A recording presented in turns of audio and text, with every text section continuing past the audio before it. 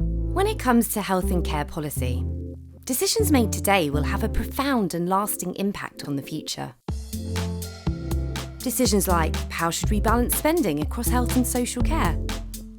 Should we spend more on preventing people from getting ill? What services will we need as our health needs change in the future? And what people and buildings should we be investing in now to deliver them? Health and social care leaders need reliable evidence of what their decisions may mean in the long term.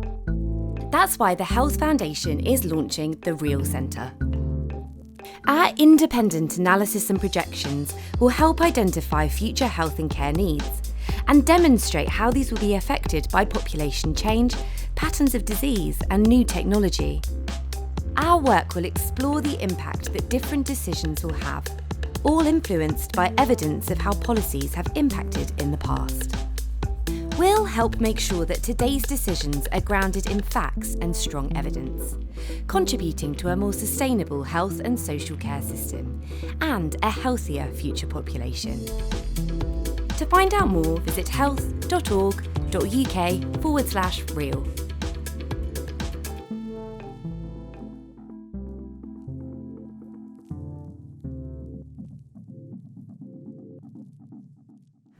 Good morning, everybody, and welcome to this webinar, which is to do with the launch of the Real Centre. We're absolutely delighted to be launching the Real Centre, and with this accompanying lecture that we will hear this morning.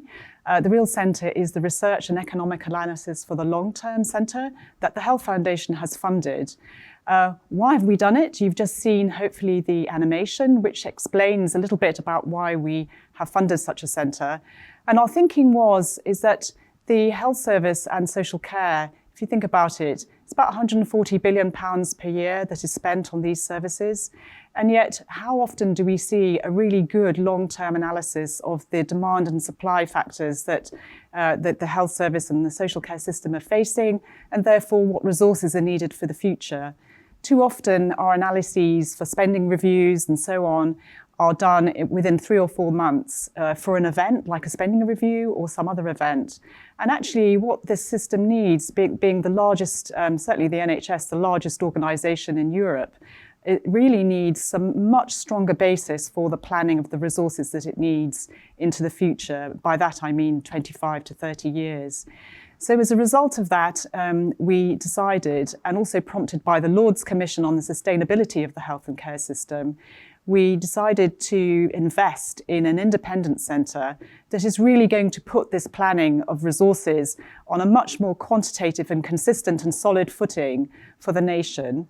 And it is that we have launched yesterday with our report, our first report by the Real Centre, called The Bigger Picture, which I hope many of you have had a look at. And today, we're really thrilled to be able to have a lecture, which is the first real challenge lecture that is going to be given, the first of many, we hope, annually, given by Sir Andrew Dilnot, who I will introduce in a moment. So what we have this morning is we have an hour and a half. We are going to have Sir Andrew, who's going to be giving us his lecture. And then we're very thrilled to be joined by a panel where we'll have some immediate response from each of the panelists. I'm going to give them about 5 minutes each to have their initial response. And then we're going to have a discussion and bring in some of the questions that many of you have posted beforehand, which we were thrilled that you did. And we're going to have a very lively discussion about some of the very interesting issues that I know Andrew is going to raise, in part based on the report the Bigger Picture that we published yesterday. I forgot to introduce myself, of course. I'm Jennifer Dixon. I'm privileged to lead the Health Foundation, which is the organisation funding this new centre. So just some other housekeeping I'd like to say. The discussion that we have will be about 30 minutes and we'll hope to wrap up at about 11 o'clock. As I say, thank you for all your questions to date. For those of you who are Twitterati, you can tweet this morning's event, and it's #RealCentre. So I hope many of you will do that in the course of this morning. So with that in mind, it is now my enormous pleasure to turn to Sir Andrew Dilnot to give our first and inaugural Real Challenge lecture for today. Many of you know Sir Andrew. He's very famous, and we're thrilled to have him to kick the Real Centre off. Sir Andrew is the warden of Nuffield College, Oxford. He also has, as you know, very illustrious history. At least a couple of things I will mention. One is that he was the director of the Institute for Fiscal Studies in the 1990s and really set off that institute to be the organisation, the valuable organisation it is today. And he was also chair of the UK Statistics Authority, and obviously had a very interesting perch to look at the way that data is collected and used across the UK, which is also clearly very relevant to the Real Centre. And he's also been master of many commissions looking at funding various parts of the public sector, as well as you will have heard his dulcet tones on Radio 4 in many a programme to do with numbers. So I'm truly delighted, Andrew, to be welcoming you to give our inaugural lecture, and I will hand you over to you now. Thank you. Thank you, Jennifer, and thank you everybody for being here. It's great to be here. I'm really excited about the launch of this centre. I think it's an extraordinarily important thing that is being done by the Health Foundation. This matters a great deal. Why might we need the Real Centre? Surely we know all that we do, don't we? Well, no, I don't think we do know all that we need to know, nor do we discuss all that we need to discuss. Health and social care in this country, as in much of the world, are huge activities. And in many ways, this big thing is very beautiful. It does great things for us all, but it's not well understood. And we hugely lack long-term budgeting and long-term objectives. Too often we think of health, and I've been very guilty of this myself, it's just one great big lump. It's not one great big lump. It's much richer, more complex than that. So let's start with big. I've often said about numbers that the question one should always ask about a number is, well, is that a big number? And let's start not with health, but with private spending, things that individuals spend their own money on. We take money out of their own bank accounts, their own pockets, and buy things. So here are some examples of really large items of household spending in the UK: transport, housing, recreation and culture, food, restaurants, household goods, expressed as an average amount of spend per household. So you can see it at the top, transport at a bit more than £4,000 a year on average for each of the 27 million households in the UK. So these are the kinds of things that are really large parts of household budgets. Where does health fit in relative to that? Well, not surprisingly, because we made these slides, it's out on top. Health is much larger in terms of spend than any of these other big bits of our household budget. But of course, the thing about health in the UK is that we don't buy health as we go along. We don't take money out and spend it as individuals on the amount of health that we consume. We prepay for health through our tax system, through what's effectively a system of social insurance. We all pay taxes that pay for this healthcare, so that when and if we need healthcare, we don't pay at the point, we've already paid through an insurance mechanism. That's true of health. It's not, of course, true of social care at the moment. In health, what was described by Winston Churchill when he first got national insurance going in this country is the magic of averages is brought to the rescue of the millions.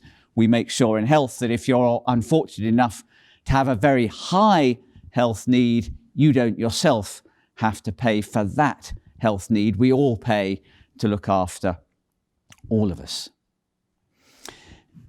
So it's big. It's 10% or more of the economy, whether we're looking at money or employment. It's a really large slice of our national life. And of course, it's grown.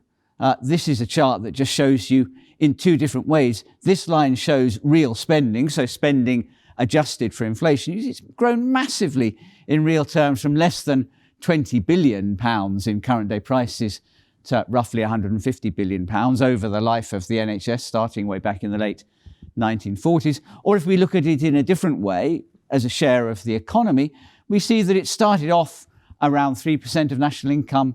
It's now between 7 and 8% of national income. This is a massive growth. As a consequence of that, health has become a steadily larger and larger part of the overall budget for public spending. So at outset, the health service was about 7.5% of total public spending. It's now creeping up towards 20%, 1/5 of all that the public sector does. That's been made possible partly by changes elsewhere. So defence, which way back in the late 1940s was 20% of public spending, has fallen down to about 5%. So one of the reasons we've been able to increase health spending has been reducing defence spending. But it's also the case that other things that we might think we care about a great deal have grown much less quickly than health. So education spending, which in the mid-1970s was quite a lot higher than health spending, is roughly the same level, if anything slightly lower as a share of total spending than it was then. Health has massively overtaken it. So it's clear that this is an activity that we really value. It's grown because we want it, and presumably we want it because we think it does really good things. Now, of course, health interventions are not the only thing that determines our health. We know that background features of our social and economic life also have an enormous impact. But even having said that, it's clear that the health service and health interventions are making a big difference to our lives.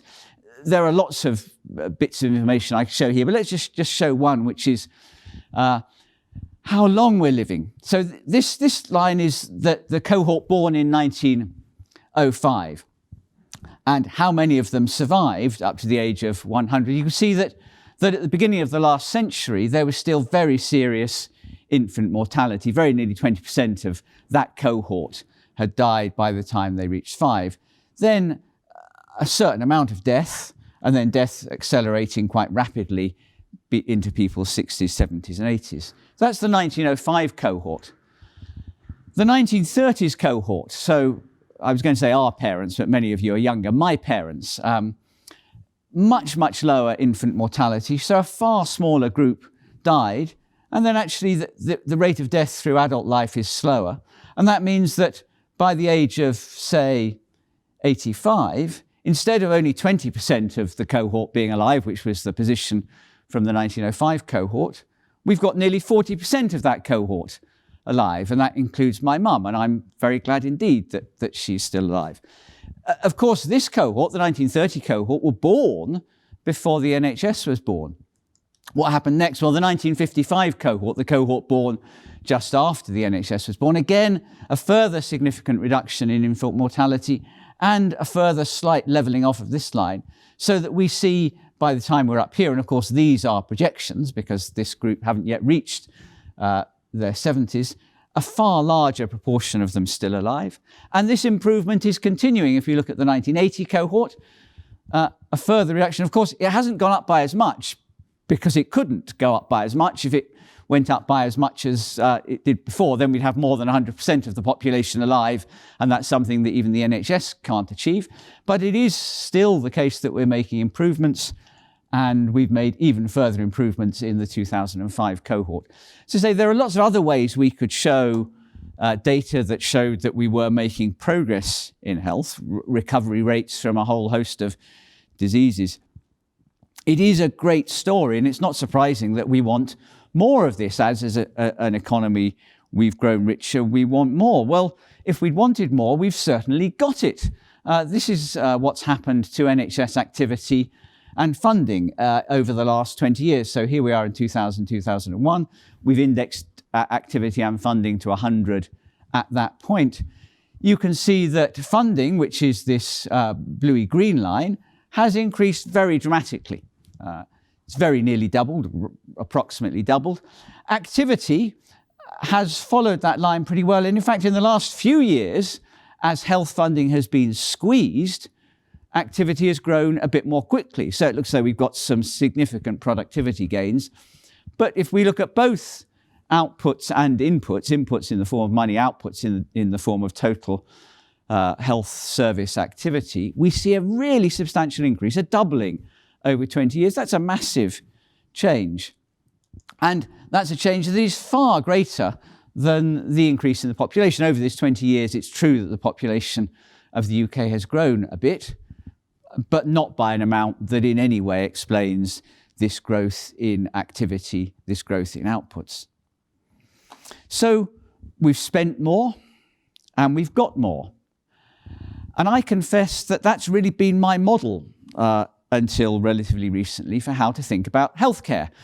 I've thought about it kind of like a big sphere, which we inflate with more money, and then it just grows in a regular way and we get more output. Of course, I've recognised that we desperately need long-term budgets, that we need to move away from the feast and famine that has shown spending sometimes level, sometimes rising very quickly, although on average rising at a particular rate, so that we can, rather than having an annual fight about the amounts of money involved, have something that allows longer term planning. But fundamentally, I thought the question was, how much money should we put in? And that, of course, is what the political and media discourse and debate and struggle is about.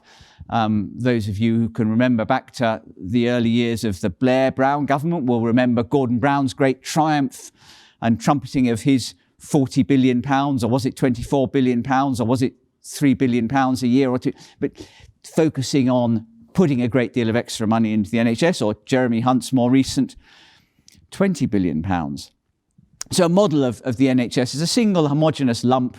We put money in, stuff comes out, that's all we need to think about. I now think that's a completely inadequate way of thinking about it. And the launch report that came out yesterday and working alongside the team through these last few months has helped me at least understand that view I had is a much too narrow and overly simple view. Health is complex, just in the same way as transport or housing or food are.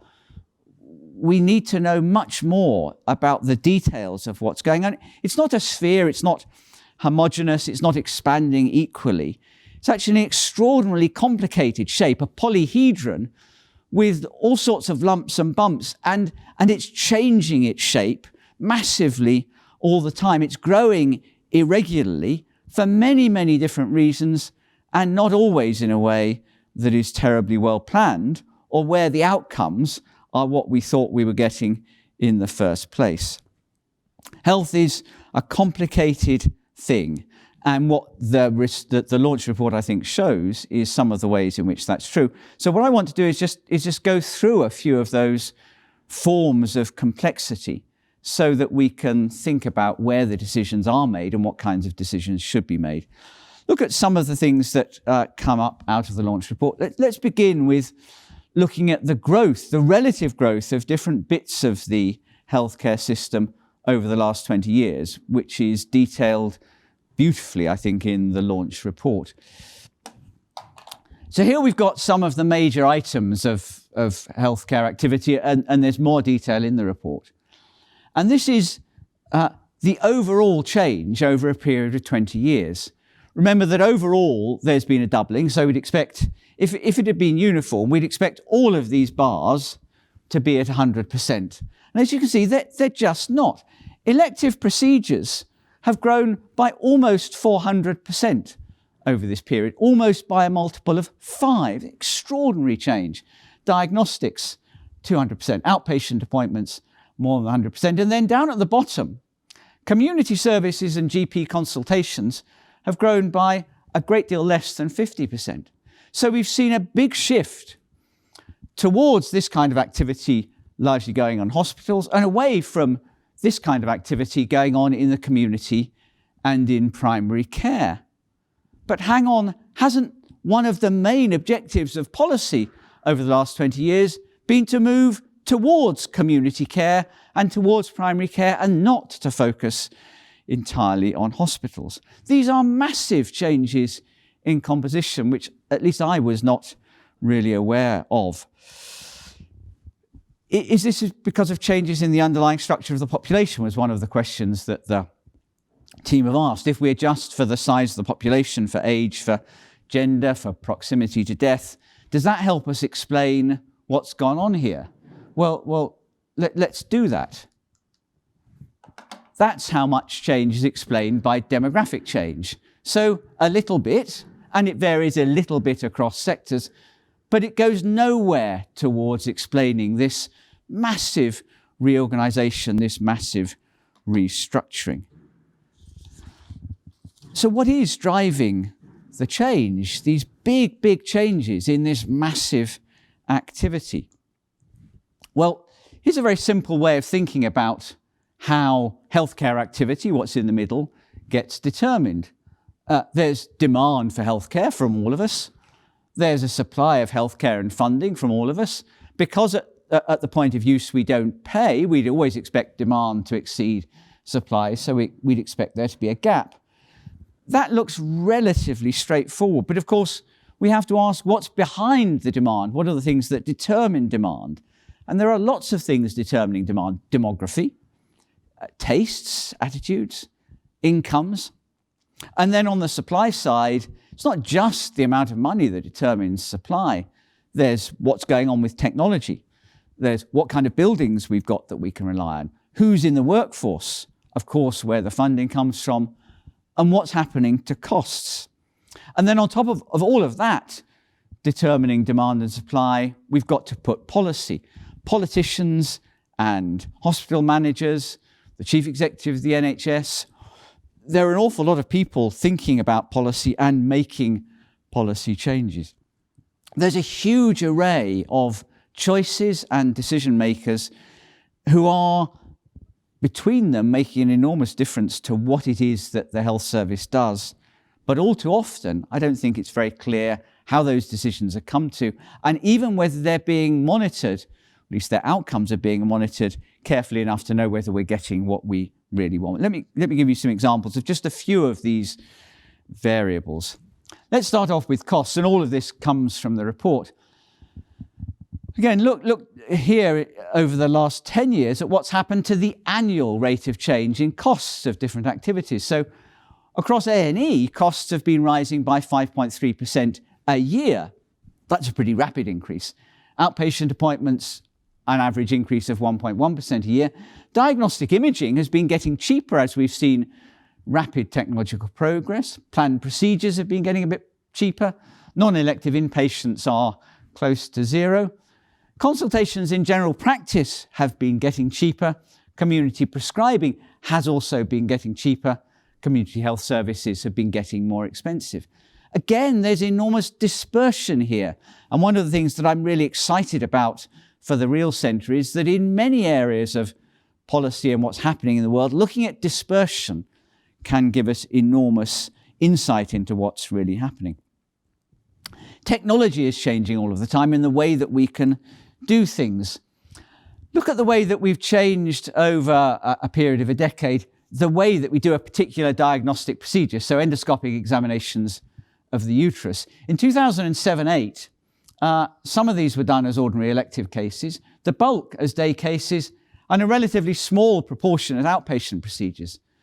Over the intervening decade, we've seen a huge increase in the numbers, but particularly noticeable is that we've seen a big increase in outpatient procedures, a reduction in the number of day cases, and an even bigger reduction in ordinary electives. So a huge shift towards being able to do this particular procedure and many others as an outpatient procedure. That changes what's possible and the costs. We have to think about people's behaviour. People's behaviour changes, and that has a big impact on demand. What this slide shows is for people starting at little children aged 0 to 4, 5 to 17-year-olds, 18 to 34-year-olds, people in the prime of their life, aged 55 to 64, and then older people. What's happened to attendance at major A&E departments by gender? So we have women in red, men in green. And the thing that really struck me about this, and which rather surprised me, is that boys and young men have become less likely to attend A&E. It looks as though either risk-taking behaviour has reduced, or the risk-taking has become so severe that they're not in a position to take themselves to an A&E. But really quite dramatic that amongst this group, who we would always have thought of as being the most likely to have accidents, there's actually been a reduction in attendance at A&E, whereas for everybody else, including the older population, an increase. We really need to take that kind of thing into account to understand why it's happening, and then also to take it into account when we're thinking about what to do next. Then another critical source of determinant of supply is what's happening in the workforce. And here again, there have been massive relative changes. So this is the year 2000, this is where we are now. GPs are this purple line, and they've increased a little bit, but not very much. Nurses is this green line. Similarly, they increased a bit, but not by very much. Hospital doctors have nearly doubled in this period. And so it should be no surprise to us that we've seen a big increase in elective procedures, in planned activity, because we've got a much, much larger workforce able to deliver that. And of course, much of that has been entirely deliberate. There was an intended outcome of bringing waiting lists down. But the change is huge and something that we should be alert to. And then finally, in terms of determinants of this change, our underlying health, or at least our identified underlying health. What this chart shows, starting in 2000 to 2001, going up to 2017-18, is what proportion of the older population, those aged 70 and over, have no long-term conditions. The answer to that was nearly 60% in 2000-2001, but only just over 30% in 2017-18. And then how many have one, two, or multiple conditions? And what you see over this quite short period, certainly in the history of humanity, is a massive increase in the number of people who have or are identified as having multiple conditions, so that treating some of these people here with multiple conditions, that's a really significant and complicated business. These are just attempts to show some of the kind of things that are underlying what the health service in this country ends up doing, underlying the enormous structural and compositional change that we've seen, which, as I say, I don't think is necessarily exactly what we'd wanted. We want this activity to be well understood. And if it's to be well understood and well planned, we have to be clear about its aims. It's not one big blob, and the change in composition that we've seen has been remarkable. To get the best out of this huge part of our lives, we need long-term planning. But that long-term planning just doesn't need just to be about the long-term budget. The budget is only one of the inputs, albeit a crucial one. We have to ask the question, what outputs do we want? What do we want to do with this very large slab of our activity? Are we trying to save lives at all cost? Are we keen to invest in prevention and public health? Is a key part of the task to be ready for shocks? Should we be focusing on chronic care or acute care, old people or young people, hospital care or care in the community, small GP practices or large, highly sophisticated primary care centres? Should we want more specialists or more generalists? And all of this is to say nothing about social care, which is also a vital part of how we look after one another. These are hard questions, and it's not obvious what the answers are, but that's where the real centre, I think, is going to come into its own. In health provision in the UK, there's a huge amount to celebrate, but there have been massive changes which I think have not been widely understood or even much known about, certainly by me, and possibly not even quite what was intended. We need, looking to the future, a long-term plan for funding, but that's just one of the inputs to health activity. We also have to have a clear view of what it is that we're trying to do. What are the outputs that we want, and why do we want them? The Real Centre and the analysis that's done there can help us understand what has happened and what we might expect will happen next unless policy is changed. All of that will be crucial context for thinking about what our objectives are, what it is that we want healthcare to do, And once we've done that, we can think about how those objectives might be achieved. And then, critically, we can go about checking to see whether they have been. We need a richer, better informed debate, accessible to the public and to politicians, asking what it is that we want and whether we're getting it. So let's all be part of a mission to understand what it is that we're doing now, think about what should happen next, and work on how that might be achieved. Let's help this big, beautiful thing be better understood, better planned, and even more effective. Thank you very much. Thank you very much, Andrew, for those very cogent words and very interesting analysis based in part on the report published yesterday, The Bigger Picture.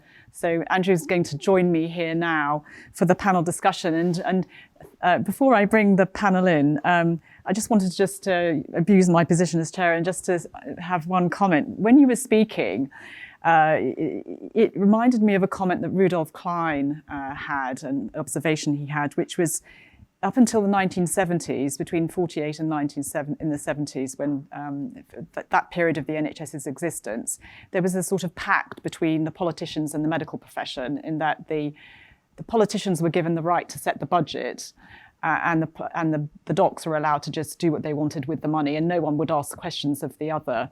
And clearly that changed in the 70s with various efficiency programs and so on. And the noose has been tightening on the NHS ever since. But nevertheless, despite that, there is this lumpy growth, just as you describe. So I guess the question is, given this is such a ginormous amount of money that is spent by the British state, given that it's number one in the public set of concerns, how come, in your view, given where you've been sitting around the state for some years, why do you think that is? Is it just that the state likes to live from hand to mouth year to year, and doesn't believe in forward planning, doesn't have confidence in imposing some more rationality, or is there something deeper? Because the Real Centre will come up against this, won't it? Sure. I mean, my guess is that probably the answer is lots of things. I suspect there isn't one answer. I think part of it is there is an inherent short-termism in government. And thinking about how we get multi-year budgets, I think, is a really critical part of all of this. You know, we go from year to year we tell the health service what its spending will be in years 1, 2, 3, 4, and 5. But actually in year 2, it's never what it was told it was going to be. And so there's an argument, a political horse trading every year about what's actually to be spent. So I think that's part of it. But I think there's a bigger thing. And I think perhaps two more big things. The first is that because healthcare is about risk pooling in this country, none of us is buying healthcare, and I'm so glad about that. I mean, it's wonderful that we have a social insurance-based system. But that means that there isn't a clear price in people's minds, or even necessarily in politicians' minds, for individual bits of the healthcare system, or even perhaps for all of it. So I think there's a challenge there. Then I think a second big thing is that most of us don't understand healthcare very well. We interact with it intermittently. When we do interact with it, it's incredibly important to us, and we see in high relief the bit we're interacting with, the GP or the hospital or the care home. But we don't have a really good picture. And one of the things I hope most from the work of the Real Centre is that we can get a better informed public, including politicians and the media, so that we can have a richer debate that rather than reflecting our own personal experiences, which are still important, can set those personal experiences in the context of recognising that overall healthcare output has doubled, but the area where it's increased most quickly by a massive distance is elective procedures, and primary care hasn't. So I think somehow to get a richer debate, we all need to find a language in which to speak about the detail of what's happening, because unless we understand more of the detail of what's happening, we're not going to get to objectives. And then perhaps one final point, some of the discussions we've got to have are uncomfortable. How should we spend the money? What should we really spend the money on? Requires us to face up to what we're giving high priority and what lower priority. And at the moment, I feel as though the political and media imperative is always to think that the most important thing is saving lives. It's easy to measure deaths, whether somebody's alive or not, but it may well be that also presses us towards the short term. It's not easy to think about how to think about those priorities. Yes, and of course there are massive and different vested interests, of course, in the supply side of healthcare, which are pulling in also other directions. Good, thank you so much. So now, thank you for your forbearance, our lovely panel here. I'm very, very pleased to introduce the members. We have Raj Jain, who is the Chief Executive of the Northern Care Alliance. This is a collection of NHS trusts in the Northwest. And very pleased you could join us, Raj, giving us perhaps more of a local or regional perspective on why this kind of work would be helpful at the front line. We also have Wes Streeting, who is the Shadow Exchequer Secretary to the Treasury. That's a bit of a mouthful. And also the MP for Ilford North. Very pleased, thank you, Wes, for joining us and particularly giving us a political perspective that I know is going to be part of the discussion, judging from your questions. And then also we have our very own Director of the Real Centre, Anita Charlesworth from the Health Foundation, whose baby this is, it has to be said, and that's why she's looking so pleased this morning, because it's something she's always wanted to do. So wonderful, welcome all. So I'm going to invite each of you in turn, starting with Raj, just to give a few moments of reflection on the interesting words there by Andrew Dilmot. Thanks, Jennifer. I would just like to bring to life, I guess, from the shop floor, some of the interactions and consequences of what we've just heard from Andrew. And really a bit about focusing on the need for long-term planning and overarching goals and standards over the long term for health and social care. And I was going to use two case studies, if that's okay, to try and bring this to life from that shop floor. And the focus areas I want to talk about very briefly are the misalignment of health and social care funding mechanisms, workforce planning and development, digital planning, and overall governance arrangements. And I'll do this very briefly. The first case study is an 81-year-old, fit and able, lives by himself and pretty well. He gets an infection, admitted to the acute unit. We find it's a urinary tract infection. Gets treated and discharged home, all pretty well. He gets discharged home with a care package.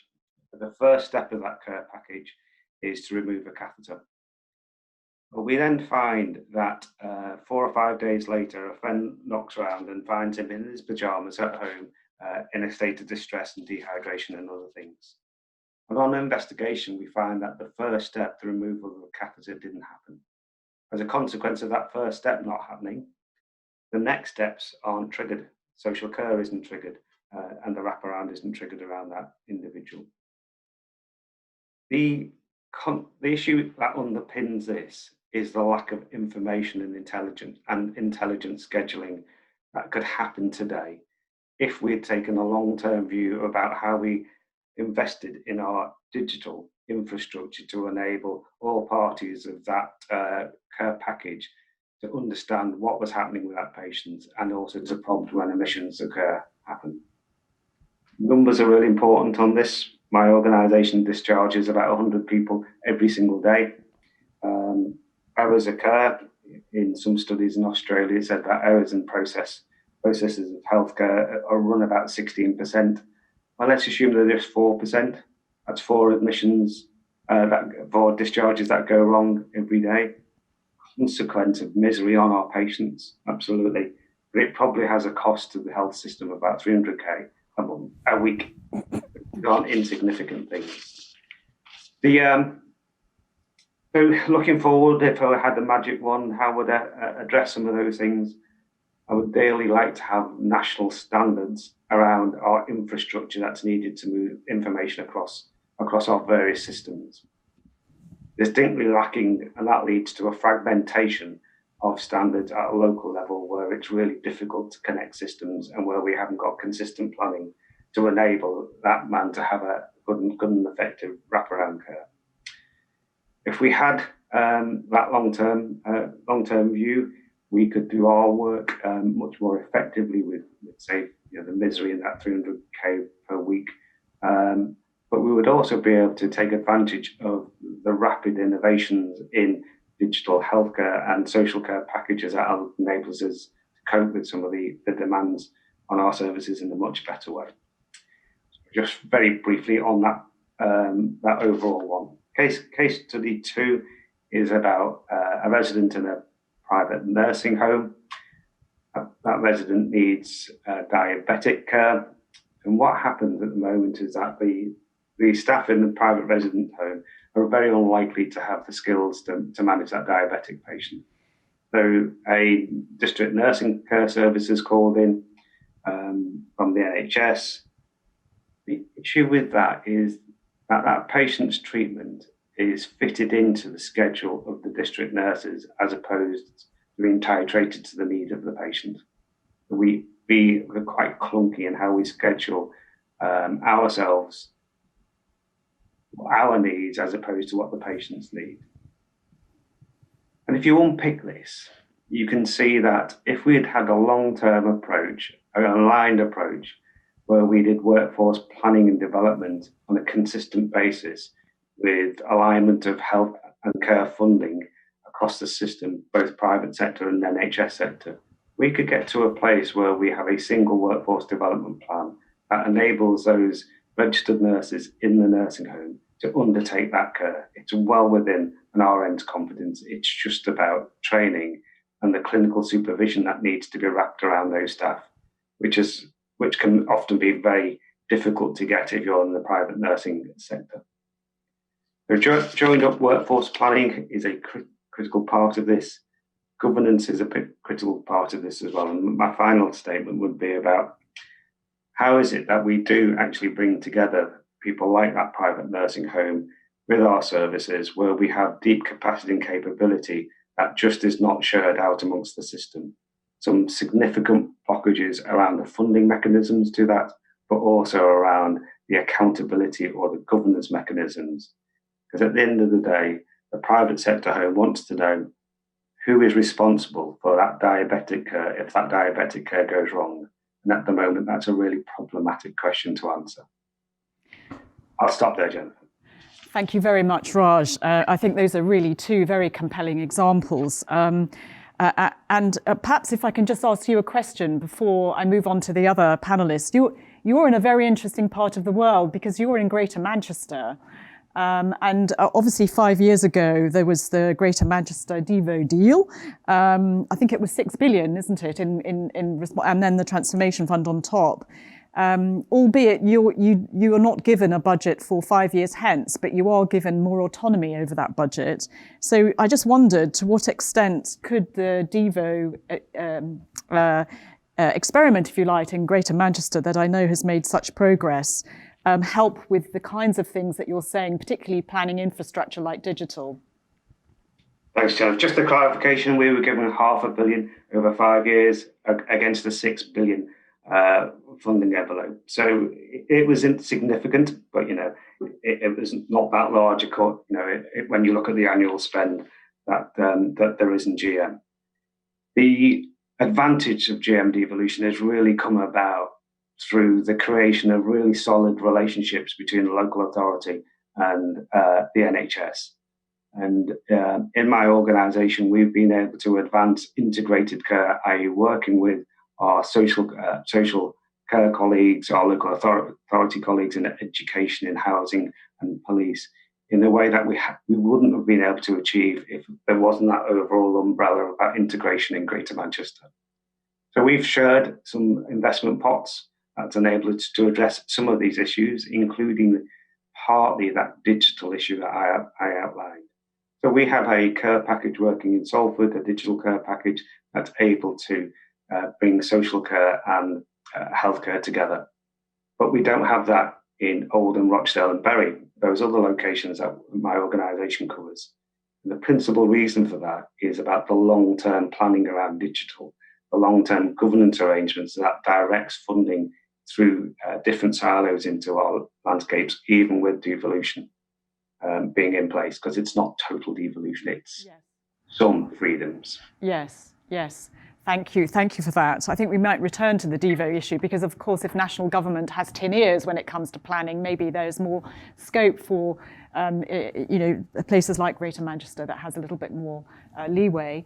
Thank you very much for that. Let's go on to Wes. Wes, you're our resident politician here, and what you can hear, I think, one theme coming out of all of this is the almost the lack of interest in the shape of the National Health Service beyond, the usual suite of policies that come out in a government's term of office, but particularly the long-term view of the NHS and the need for long-term planning. So I'd be very interested in your reflections, given your position. Sure. I'm very happy to sort of provide a broad political perspective, though should caveat that with I'm not prepared to take all the flak for political failures by all political parties, because otherwise we'd be here all day discussing that. I'm thinking both with sort of my current hat on as a member of Labour's shadow Treasury team, but also before I was elected to Parliament, I was a cabinet member in public health for the London Borough of Redbridge when I was deputy leader of the council. I think as everyone taking part in today's session will know, the lack of long-term planning has bedeviled the NHS for years. And one of my frustrations, because I was in advance, I was asked to talk a little bit about the extent to which we can get long-term planning into the system. Frankly, if someone had told me as a cabinet member for public health that I had a 3-year funding cycle, that would feel long-term compared to where we are now. And I think, we should be thinking long-term over a series of decades rather than just a series of a few years. And I think that tells us how bad the starting point is. There are movements in the right direction in terms of providing longer-term funding frameworks for the NHS. But of course, we can't have a funding system for the NHS without one alongside it for social care. And what we really need is a long-term funding settlement that gives providers, staff working in services, people responsible for planning those services, delivering those services, but also people using those services, some sense of security about and certainty about the quality of care that they're going to receive over a longer period. And I think there's one thing the current crisis we're living through is exposed. It's the fundamental failure to plan effectively. And I think that's been particularly stark in social care, where so many of our care settings were dangerously and avoidably exposed because successive governments have ducked the difficult political questions that particularly Andrew and others have been confronting us with for some time. So I think in the sort of the immediate term, of course, there's a need for an immediate cash injection across health and social care. It is a constant source of frustration to me that the cost to the taxpayer of the current system is greater because we're moving further and further away from principles of early intervention. And we've seen that reflected in cuts to public health budgets. How much are we spending in hospitals, in acute settings, because we're not dealing with issues around frailty, for example, and people presenting with conditions that were entirely avoidable if we've got the funding and the care framework right. Clearly, a government with a majority of 80 doesn't need to build consensus on these issues. I mean, take social care, for example, where Boris Johnson has, I think, said pretty much everything all of his predecessors have said about the need to fix social care. He can fix it tomorrow, and he doesn't need to consult us. But the reason he should is that you would hope that when it comes to the fundamental pillars of the health and social care system, the pillars of delivery, funding, user experience, those really ought to be areas of consensus. You would hope that even if governments change and personalities come and go, that there are certain fundamentals of the system that are built on consensus to provide people with the certainty they need to plan and deliver effective services. So I hope the government will reach out in that spirit of cross-party consensus, particularly when it comes to fixing social care. And I hope that one of the things that can come out of the launch of this centre is I mean, I was thinking about this in the context of the OBR, actually. One of the things the Office of Budget Responsibility has done is confront politicians in the Treasury with the reality of the choices that are facing them and the country. And sometimes that's a more favourable outcome, sometimes it is a grim reality, but nonetheless it is a heavy dose of reality, and it's harder for politicians to duck the difficult decisions. Where is that in health and social care? Okay, when the going gets tough, Simon Stevens can pop up on the Today programme and tell us how many billions he needs. And when the going gets really tough, he can extract the money out of government. Who's doing that for social care? And who's confronting politicians whose cycles are naturally short-term, you know, most 5-year election cycles. But having said that, I've been an MP for 5 years and I've fought 3 elections. You know, we need someone who is confronting us with not just the short-term challenges, but the longer-term challenges, so that people can see in a more transparent way what's needed, but also the consequences of politicians ducking some of those difficult decisions. Some of this is very controversial, particularly from a Treasury perspective. The Treasury naturally doesn't like being bound into long-term commitments. But on this issue more than any other, health and social care, we have to move away from short-termism to long-termism, and we need to build the political consensus we need to break through some of those quite thorny political issues that, frankly, have cost successive prime ministers majorities at general elections. Thank you. And just a very quick follow-up on that. So what practically would Labour be thinking about to try to put funding on a longer-term footing for the national... Let's just take the NHS for now. Well, sure. I mean, we would absolutely accept the principle that there needs to be a longer-term funding settlement for the NHS. And as we think ahead, obviously we're years out from a general election, and we, you know, I have to say, as a shadow Treasury Minister, my default setting, we are programmed to say no to requests from shadow ministers and no to any commitments we would be binding our hands. But I think we absolutely accept the need to get to a point where we're able to make a longer term commitment, not just to health funding to the NHS, but to social care as well. And, you know, we've got people like Liz Kendall on the social care side in particular, banging this drum very hard from a very well-informed perspective, having worked on the policy issues of social care for many years. So I hope that that's by the next election where we will get to, and I hope certainly something that a future Labour government will be able to deliver. Thank you so much. So now let me turn to Anita, my colleague. One thing I didn't tell you about Anita was that one of her former jobs was chief of the public sector team at the Treasury. So she knows all the arguments that the Treasury would employ to possibly block such a longer term view. Anita. Yeah, and I thought, having heard from Raj what it's like and the impact on the front line and why this might be necessary, and from Wes about the sort of politics of this, I thought I'd look internationally. And I wanted to draw on some work that the OECD did, actually nearly a decade ago now, where it looked across its members at countries which had managed successfully to institute major structural reforms in the labour market, in pensions, and also in product markets for things like digital that Raj was talking about.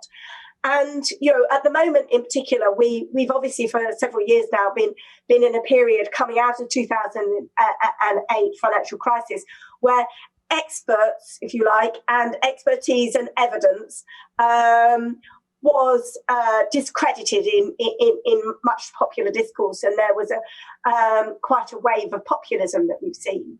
And so what we're trying to do here is to try to support evidence-based policy making, and you might think that is a bit like pushing water uphill. But actually, when the OECD looked at the examples where countries had instituted major structural reforms, what they found was really quite interesting in terms of where countries have been successful. So sustained political leadership, consensus on the fundamentals that Wes talked about, really, really does matter. Yeah. And so we will be pushing water uphill if there isn't that context. Yeah. So, but also actually that is necessary, but it's not sufficient. And what they found was that in addition to that, what really mattered was a really good case for change, to explain to people why the status quo, why just letting things continue as they are, might not be desirable. There may well be negative consequences to that. But they also found that who provides the evidence and the nature of the evidence really matters to the ability to reform successfully. So where countries had really strong evidence bases, which were really analytically sound for the changes, and where that evidence had credibility because it came from independent and trusted voices, which is again the point about bodies like the OBR, like the IFS, then you were much more likely to succeed. So actually, we in the Real Centre are trying to help the senior decision makers and policy makers get one bit of that jigsaw of being able to do successful policy making, as the OECD talked about, and provide some of that robust evidence. And as Andrew showed in his lecture, actually the health service is much more complex than often we think. And I think one of the things that's quite interesting is what Raj was talking about. A lot of people assume it's a whole lot more joined up than it is. And that we're doing things like integrated workforce planning. And so they're not clamouring for it. It's a bit like one of the reasons why social care reform has got so stuck is because actually when you go out and you do work with the public, most of them assume it's a whole lot better than it is. And they don't understand.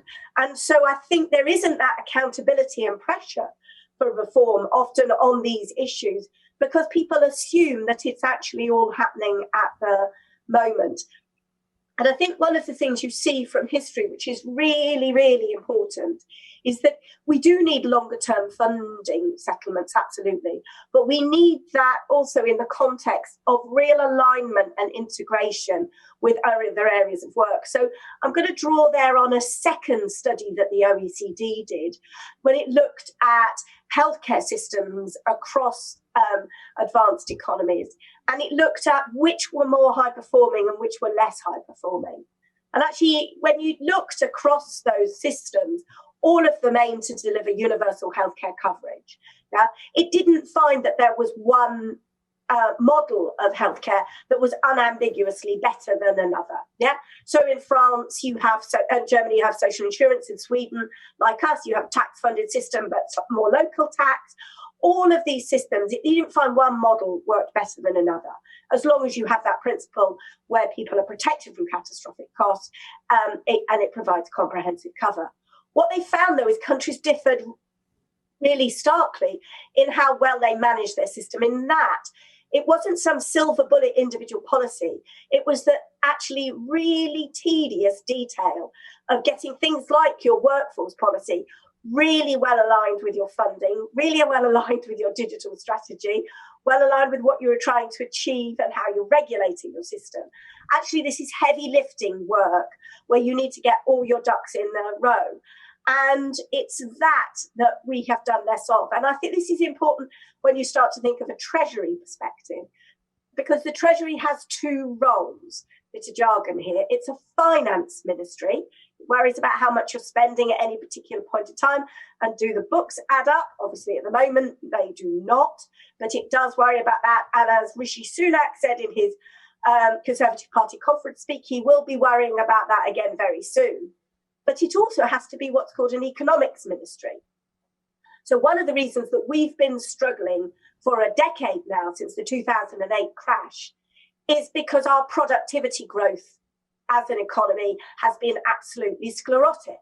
And we've not grown enough, essentially, to come out of the after effects of that financial crisis as resiliently as we would need to be. But that the Treasury needs to think about its role, not just in balancing the books today, but how it actually achieves an economy that can grow and deliver our social objectives long term. That's what's called an economics ministry. And many of the sort of things that we've been talking about today are examples where too short-term a focus on the finance ministry has led us to have a system which is fundamentally less value for money in the long term and undermines that Treasury economics role. Yeah, and Raj's examples about where we're doing that, and essentially we're in the lose-lose of spending more money and delivering worse outcomes are real examples where an over-focus on your short-term cost control, driven by that finance ministry concern, undermines your economic ministry role. And as Andrew showed, the health service is a huge part of our economic activity. It's a huge part of public spending, and it's not going away.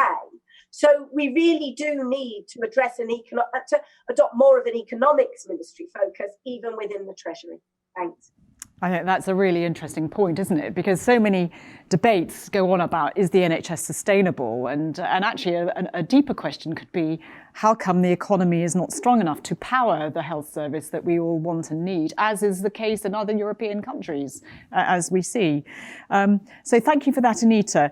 There was a point one particular point you raised, which is clearly, and Andrew did as well, the Real Centre is going to develop a much stronger and sustained evidence base on which to understand the future, looking at the past and projecting forwards to the future.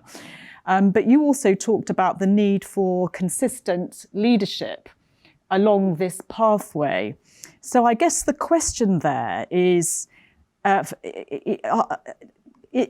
the politicians deliver that, particularly across different governments? Because the NHS is here for the long term. Politicians and governments come and go. How do you have commitment devices to bind them to a consistent path, I suppose is the question. And if you can't, and I would direct this other question maybe to Wes, then this whole concept since 2012 of having a more arm's length leadership of the NHS, let's just keep to the NHS for a minute, from the political leadership through the Health and Social Care Act, having NHS England having some more agency, is that the way to get more commitment over the longer term?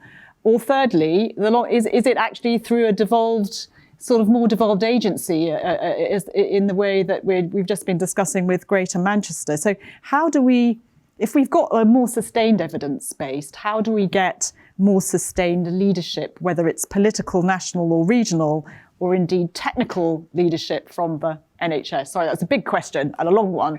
So who am I going to turn to? Let's turn to Wes first, I think, on that. Political, how do you bind in the politicians to a long-term view?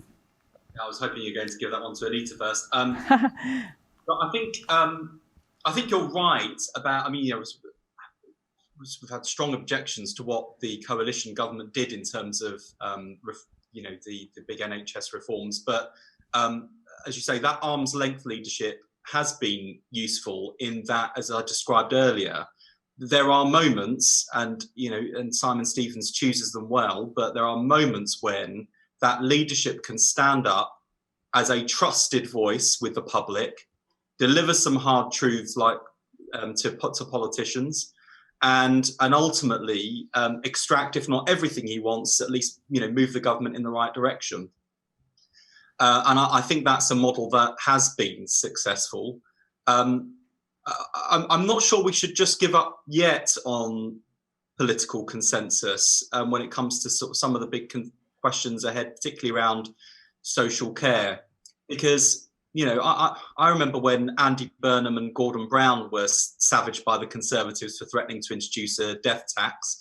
That attack was not only so politically salient, it did for Labour in lots of respects, but David Cameron didn't forget it, which is why he didn't even go near the issue. And then only after he left office said, I really regret not doing social care reform. Theresa May put forward a bold, shall we say, offer in her manifesto. And that really was one of the big factors that cost her the 2017 general election. So I think, successive leaders of both of the main parties have found at their cost. But when you try to do this alone, and when you fail to build consensus around some of the big principles and big issues, there is a big political price. The public are grown up enough to recognise choices, and we just need to sort of level with them, but hopefully in a way that can bind us together. And some of these principles are fairly fundamental and shouldn't be contentious. Do you leave people on their own to share to take the burden of the cost and the risk, or do you pool resources and spread the risk? Do you leave the cost saddled with one generation, or do you make this a multi-generational commitment to helping to contribute to the cost of the service. And if you agree with that multi-generational approach, there are some difficult choices, but once you've got the principle established, I think the public can kind of go with it. And also recognising that this isn't just a sort of multi-generationalist in terms of young versus old. I mean, on social care, we've got huge numbers of people who are recipients of social care, who are working age, disabled people. They're about a third of the social care users. They're about half of the cost of the system. So this isn't quite as binary as sometimes the issue is presented. And so once you start to move into that evidence base, once you go back to first principles, you can start to put together the fundamental building blocks of a system that could attract cross-party consensus, public support, and consistency across governments and across decades. That's where we need to get to when thinking about the health and social care system as a whole. We've not given up on that. We have a limited amount of agency as an opposition. But I think even with a majority of 80, I think Boris Johnson might want to reflect on recent political history over the last decade and a bit more, and reflect on the fact that it's probably in his short to medium term political interest, as well as the national interest, to try and build a consensus on the issue of how we put together a health and social care system fit for the future. I seem to remember Boris Johnson on the steps of London 10 saying, well, I'm going to fix social care once and for all. So let's hope he... Can I just turn to Andrew here about, just again, sustained commitment over time? I mean, where you see this in the private sector, because companies, you can say, it could be relatively short term, you see it very fully in the energy sector, where there's huge infrastructure costs. You can't just think 1 or 2 years ahead.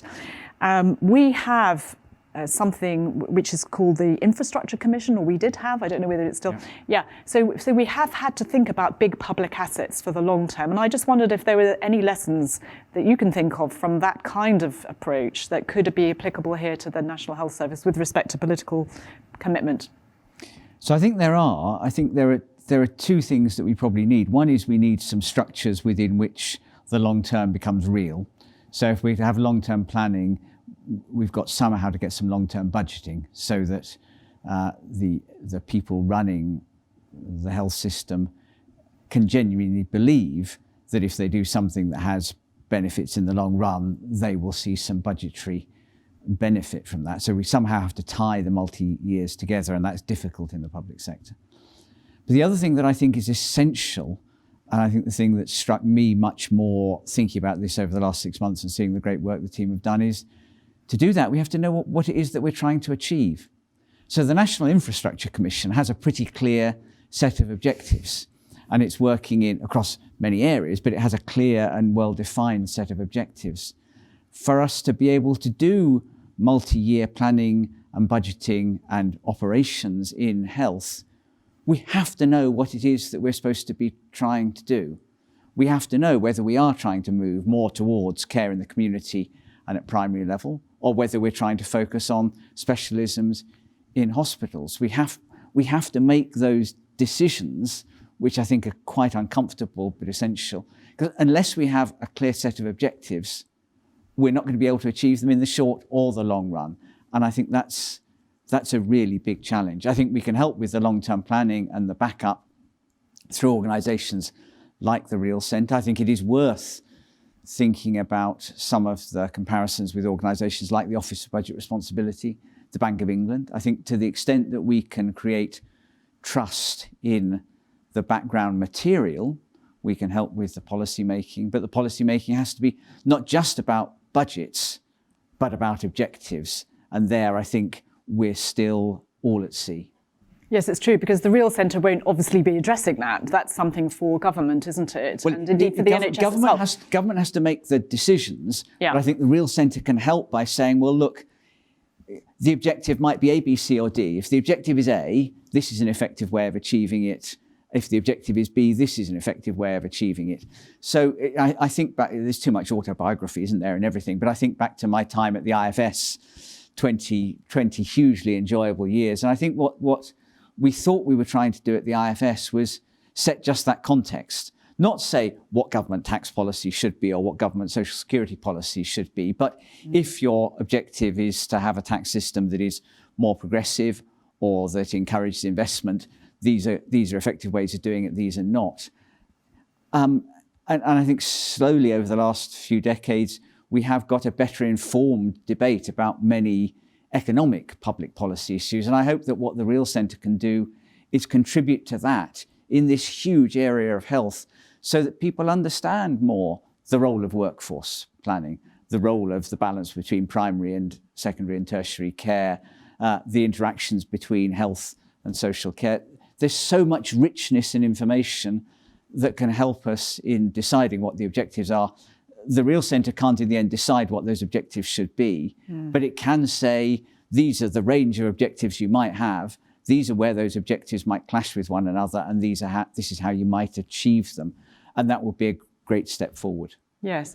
I mean, one of the ironies of the report yesterday that you showed, which is the differential spend in the hospital sector and the primary care sector, I wonder how many at the top of the NHS and indeed in government would have recognised that, would have known that.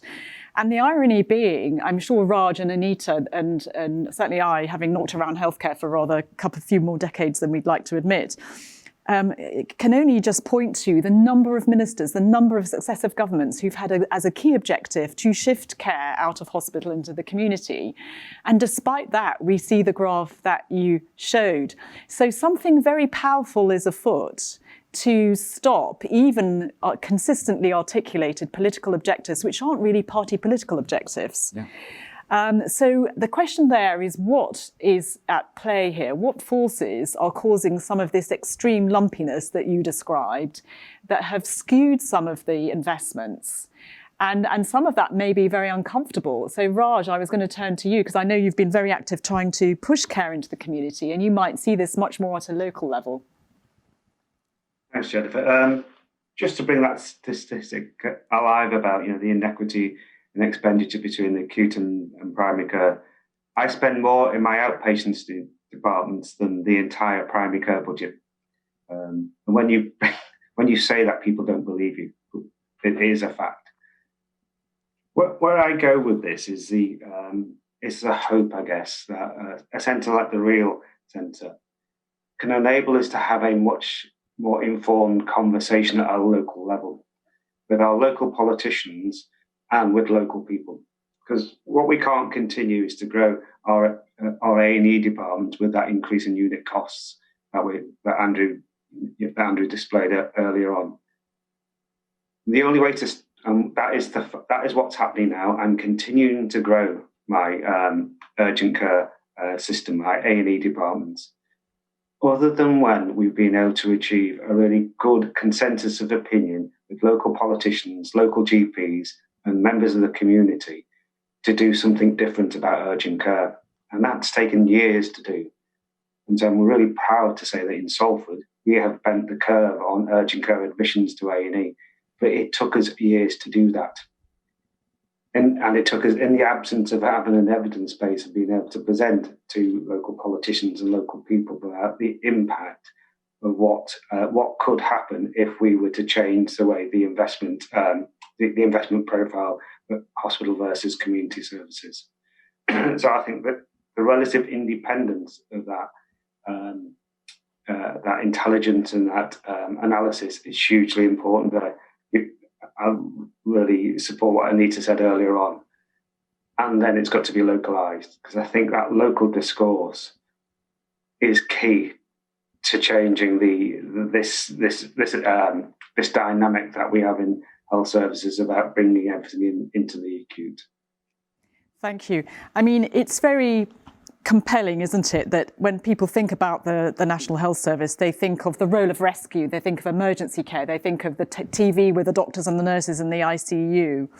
And that's been brought to the fore with the pandemic, hasn't it? So I guess the question is how to maintain the focus on community care out with that gravitational pull. And that gravitational pull isn't just coming from doctors and nurses and maybe even politicians. It's also coming from the nature of the medical profession and where it finds its value and its excitement. Because underneath some of Andrew's figures is also the picture of specialisation and subspecialisation that's happened over the last 20 years that probably no one ever planned, which has probably skewed investment towards high-end treatments, also fueled by the science investment, R&D investment, which is also prioritised through the industrial strategy, of course. So the question there is to, I suppose, for the Real Centre, and I'm going to turn to Anita now, is how to understand where that gravitational pull of costs growth occurs, which is underpinning some of the figures that Andrew saw, and probably the vested interests of some of those that are not aligned with population need. So Anita. Yeah, I think this is a really important set of issues, Jennifer, because so much of the debate about the pressures on the NHS, and I'm as guilty as anyone of this, very much focus on a lot of the demand side things that we classically talk about, the ageing of the population, increasingly, proximity to death. Perhaps we talk about different patterns of disease. All of those things do matter, and we could do much better at understanding those. But I think it's increasingly clear from the work we've been doing and others that a lot of those more, in economics speak, supply side factors, the decisions that we take about who we train, what skills they come to the health service with, the types of facilities and infrastructure that we build, where we invest our R&D and our know-how in, how much emphasis we put on, for example, buildings versus digital. All these things which we make as piecemeal decisions, often quite difficult to really clearly establish the kind of where those decisions ever were strategically planned. I did try and look at back at some of those, and historically it's quite difficult to work out where some of those were strategically planned. Certainly not thought about in an integrated way, or all thought about from their own logic. It's not that people are kind of not thinking about things in careful and important ways. So the industrial strategy, the future of our science base is thought about really intelligently by a lot of people. It's just not very well joined up with some of the other things that we're thinking about. And I think that that alignment that I talked about from the OECD is probably one of the most important things. And in particular, us shifting our focus to think how important some of those upstream decisions are that often we take without a lot of scrutiny publicly are to what we end up with. And this is where I think the Real Centre can potentially add value, because it won't be that there isn't a right answer to those questions. There are a range of choices. But at the moment, we're making those choices often implicitly and out of view of the consequences. And what we want to help is to make those choices more explicitly and to make them really cognizant of their implications or the nature of the service and the type of healthcare we're going to be providing in the long term, and what that means for people. And this does come back a little bit to then also what the OECD was saying. So, we need obviously political leadership, but bodies like us have a role to play to create the space for that leadership to occur. And in order for that to happen, we need to really articulate well the evidence-based case for change and the choices that are available. And I've seen, I've been involved in non-executive roles in the NHS for several years. And in some cases locally, that case is made really carefully after years of careful work with the public, with senior decision makers, with really understanding the evidence. And you can take people with you then. But actually, you see quite often people attempt some of those changes without that. And actually, you have to say that they then get stuck. And the public have a lot of legitimacy to that. The case was not paid. They see what they're losing. They don't see, and it's not clearly demonstrated what they're gaining. And it's the public's NHS. We don't have a right to make those changes unless we can really articulate that they will deliver real benefit to people locally and nationally. Yes, I mean, there's a kind of underlying meme here, which is that you want to fund advances, and the best way of funding advances is to be loose in your approach, because innovation can happen anywhere. You don't want to constrain the innovators or the scientists. Just give good people money and they will find things. If you start imposing things, it will kill progress. And on the other hand, the caricature is, no, you've got to plan a lot more and you've got to be much stronger. So the question is here about the balance, isn't it? Because a lot of innovation that's funded, particularly in the medical side, is really the kind of the loose view of the world, that the best inventions come from not imposing any themes or priorities. So the question is the right kind of balance. And I guess, Wes, from your view, how much appetite would a Labour government, do you think, on being, where is it on this spectrum? How much, given the fact we need innovation to progress, how far is it prepared to tighten up with themes that perhaps of investment that the NHS and social care system may need to move forwards? So to direct funds maybe not towards some areas of science, but to others that may be productivity enhancing, for example.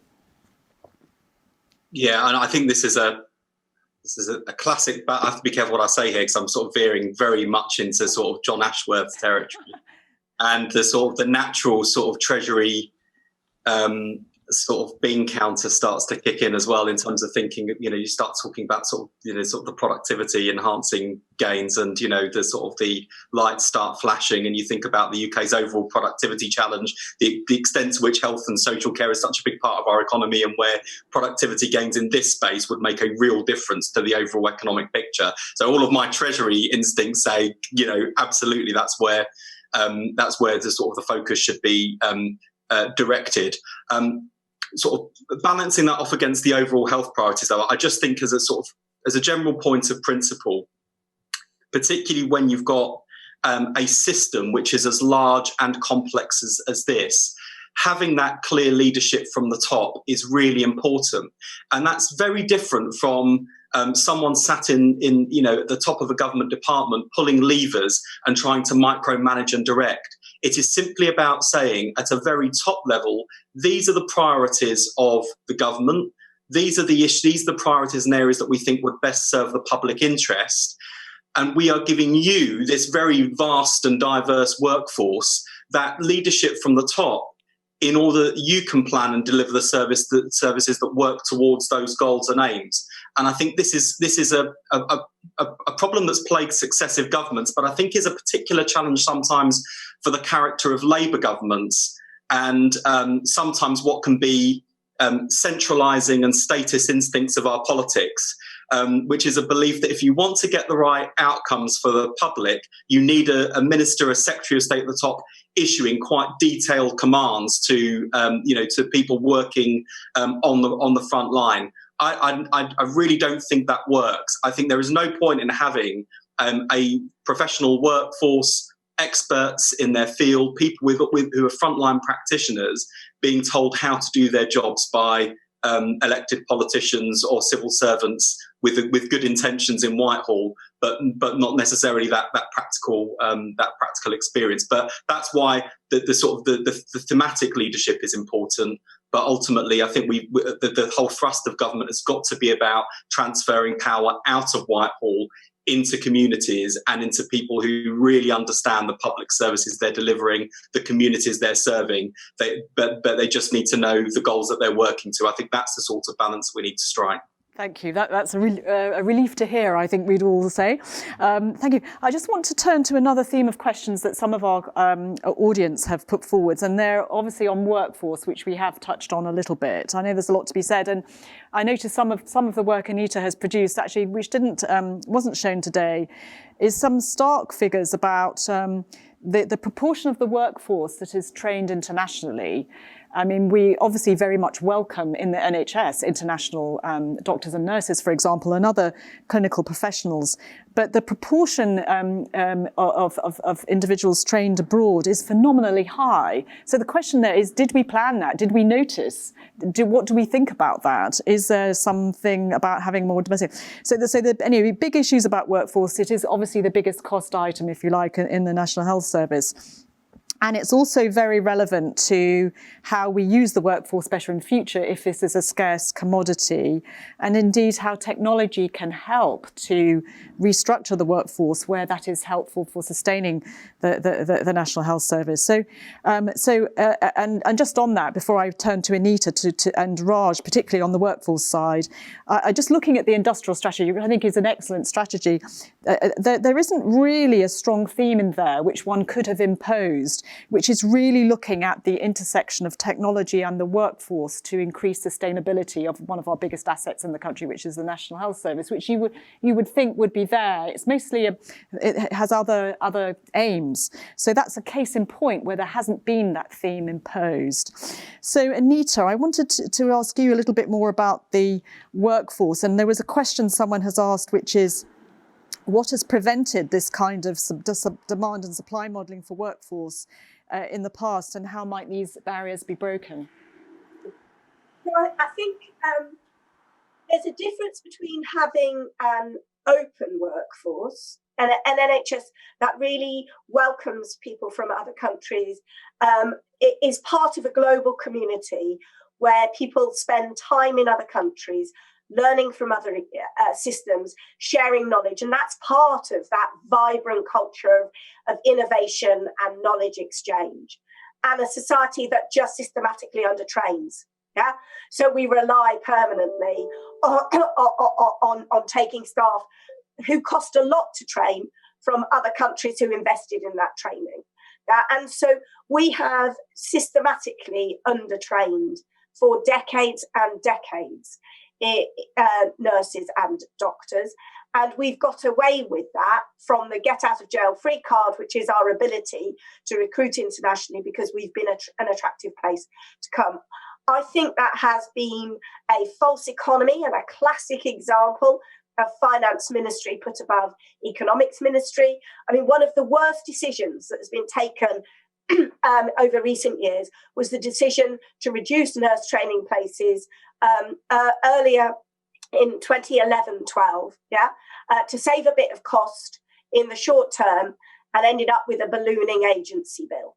Now, I mean, just a classic example of the complete difference between short-term cost cutting and longer-term efficiency. And also an example where cost cutting, essentially efficiency and quality of care went together. We need to get away from this fear of the cost of training and see the cost of not training people and make that much easier. So I think there is now actually the dynamics are changing as well. There's a global shortage, for example, of nursing. Thankfully the world has set itself an objective of universal healthcare coverage through the Sustainable Development Goals. Countries are trying across the globe rapidly to implement that. That is fueling a huge increase in the demand for trained clinical staff, and actually across the globe the supply is struggling to keep pace. So I think it would also be not only a wrong approach to continue to rely on that, but also actually probably an ineffective approach, and at some point you can never quite tell why, we would struggle to recruit. So why has that happened? I think it has been too easy always for each government, because it has been possible to recruit overseas, and we've always recruited really good quality staff who've made a phenomenal contribution to our NHS. And I'm not arguing for a closed system at all, but I am arguing for one where net over the long term, we contribute commensurate with our size and our wealth to the global pool of qualified clinical staff. That's fantastic. And I think the world is turning on that. I think more people see that now. Yes. And the polling would suggest that one of the things that people think is most wrong with the NHS is that we don't have enough doctors and nurses and we don't train enough. And they're right. Yes, thank you so much. We are unfortunately coming to the end of our webinar now, and I really want to thank the panel very much, all of you. We could have gone on, and indeed Andrew, we could have gone on for some time, because there are just so many rich themes here, aren't they? And they are so difficult. But what's so encouraging, I think, is that the Real Centre can at least get some part of it right by at least providing the factual basis on which decisions can be made.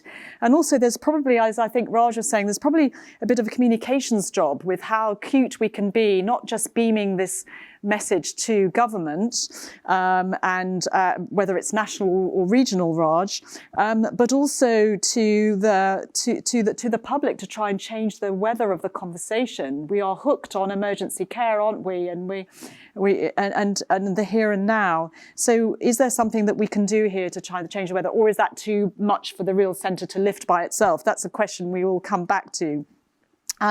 So it remains for me to thank very, very much Sir Andrew in particular for kicking off the Real Centre through the Real Challenge lecture in such style and with such a potent set of slides and arguments. Thank you. And to our wonderful panellists, to Wes Streeting, to Raj Jain, and to Anita Charlesworth, who continues to beam and looking very happy because of her Real Centre role. I hope that's whetted, for you, those of you who are sitting in your virtual environment, I hope that's whetted your appetite for a lot more information about the Real Centre and what it does. And I hope you'll stick with us in future to look at our products and reports, and to look at the events and to join us in future and be part of the conversation. For those of you interested, there's a lot more interesting information about the Real Centre on our website. Sign up to our newsletter and you can get regular pulsed news for not just the Real Centre, but also many other things that the Health Foundation does. And before I sign off, I also just meant to say, because I forgot to mention earlier, that Sir Andrew, we are so happy to have bagged him to be the chair of our steering group for the Real Centre. So he'll be with us into the future as well as we steer this fantastic resource for the nation. Thank you very much. Many thanks for all your attention, for all your questions, for sticking with it, and for joining this very important conversation this morning. Thank you.